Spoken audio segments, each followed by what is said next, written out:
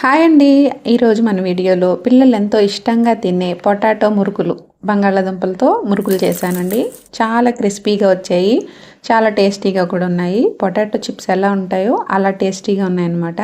చాలా ఇష్టంగా తింటారు పిల్లల స్నాక్స్ బాక్స్కి కానీ, ఇంట్లో టైంపాస్కి కానీ, టీ టైం స్నాక్స్గా కానీ ఇలా బంగాళాదుంపలతో మురుకులు చేసుకుంటే చాలా టేస్టీగా ఉన్నాయి. చేయడం కూడా చాలా ఈజీ అన్నమాట. మరి ఇవి ఎలా చేయాలో ప్రాసెస్ చూసేద్దామా.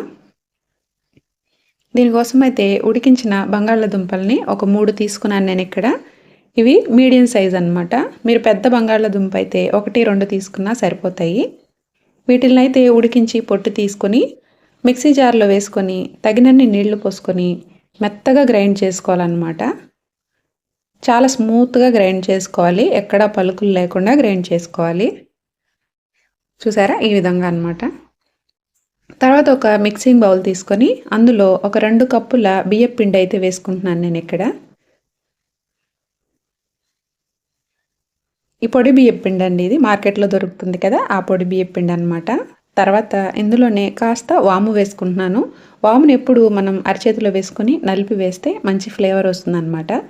తర్వాత రుచికి సరిపడా ఉప్పు వేసుకోవాలి. ఇక్కడ బియ్యపు పిండి తగినంత ఉప్పు, మళ్ళీ మనం ఈ ఉల్లగడ్డలు ఉడకబెట్టి వేసాం కదా, దానికి ఒక 1/2 టీ స్పూన్ ఉప్పు వేసాను. 1 టీ స్పూన్ వరకు కారం, 1 టీ స్పూన్ వరకు నువ్వులు వేసుకుంటున్నాను. నల్ల నువ్వులు అయితే ఇంకా మంచి ఫ్లేవర్ వస్తాయండి. తెల్ల నువ్వులు వేసాను. ఒక చిటికెడు పసుపు కూడా వేసుకొని బాగా కాచిన నూనెని 1 టేబుల్ స్పూన్ వరకు వేసుకుంటున్నాను.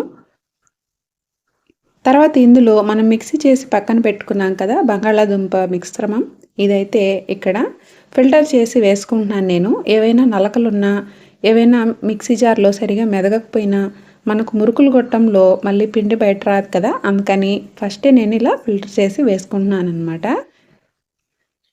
ఈ పొటాటో ప్యూరీని ఇలా స్ట్రైనర్లో వేసి గరిటెతో అలా తిప్పితే మనకు కిందకు వచ్చేస్తుందండి. తర్వాత ఇవన్నీ బియ్య పిండిలో బాగా కలిసేటట్టు మిక్స్ చేసుకోవాలి.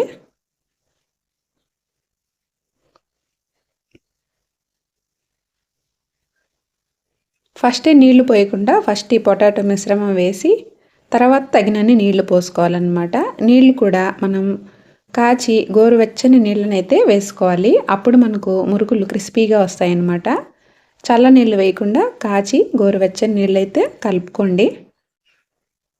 మరీ లూజ్గా లేకుండా, పిండి మరీ గట్టిగా లేకుండా సెమీ సాఫ్ట్గా వీడియోలో చూపించిన విధంగా కలుపుకోవాలి. మరీ గట్టిగా కలిపితే మురుకులు గొట్టంలో నుంచి మురుకులు వత్తేటప్పుడు చాలా కష్టంగా అనిపిస్తుంది. అలా కాకుండా కాస్త సెమీ సాఫ్ట్గా కలుపుకొని పక్కన పెట్టుకోవాలి.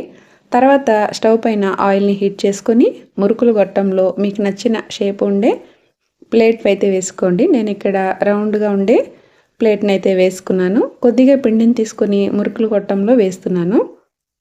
మీకు నూనెలో డైరెక్ట్గా వేయడానికి ఇబ్బంది అనిపిస్తే గరిటె మీదైనా వేసుకోవచ్చు. లేదు వేయగలము అనుకుంటే ఒక తడి క్లాత్ మీద కూడా ఈ మురుకులను ఒత్తుకొని వేసుకోవచ్చు అన్నమాట. ఫస్ట్ నేనైతే గరిటె మీద వేసి చూపిస్తున్నాను.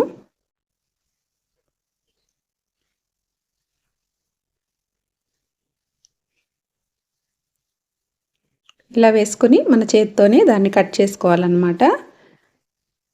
ఇప్పుడు ఈ తడి బట్ట పైన కూడా మనం వేసుకోవచ్చు. ఈజీగా ఎత్తుకొని వేయచ్చు అనమాట, గారెలు వేసినట్టు. ఆయిల్లో చేయి పెట్టడానికి అలా భయం వేసినప్పుడు అలా గరిటె మీద వేసుకుంటే అది కూడా చాలా సులభంగా వేసుకోవచ్చండి. ఇప్పుడైతే ఆయిల్ని హై ఫ్లేమ్లో హీట్ చేసుకొని తర్వాత మీడియం ఫ్లేమ్లో పెట్టేసేయాలి. పెట్టేసిన తర్వాత ఈ మురుకుల్ని ఒక్కొక్కటిగా వేసుకుంటూ మరి హై ఫ్లేమ్లో కాకుండా మీడియం ఫ్లేమ్లో బాగా ఆ బబుల్స్ వస్తున్నాయి కదా పైన, ఆ బుడగలన్నీ తగ్గే వరకు ఫ్రై చేసుకోవాలన్నమాట. వన్ సైడు బుడగలన్నీ తగ్గిన తర్వాతే మరొక వైపుకి టర్న్ చేసుకోవాలి. ఈ ప్రాసెస్ అంతా మీడియం ఫ్లేమ్లోనే చేసుకోవాలండి. హై ఫ్లేమ్లో చేసుకున్నట్లయితే మనకు మురుకులు త్వరగా కలర్ మారిపోతాయి. దించిన తర్వాత కాసేపటి తర్వాత అవి మెత్తగా అయిపోతాయి అన్నమాట. అందుకని మీడియం ఫ్లేమ్లో ఫ్రై చేసుకుంటే మురుకులు క్రిస్పీగా వస్తాయి మనకు.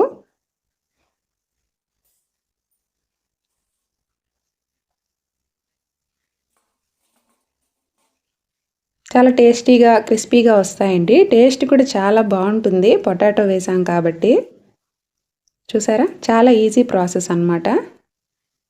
తర్వాత మిగిలిన వాటిని కూడా ఇలానే మీడియం ఫ్లేమ్లో పెట్టుకుంటూ ఫ్రై చేసుకోవడమే.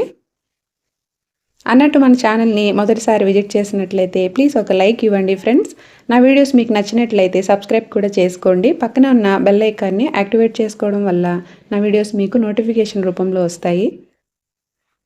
ఈ రెసిపీ మీకు నచ్చిందా అనేది నాకు కామెంట్ సెక్షన్లో చెప్పండి.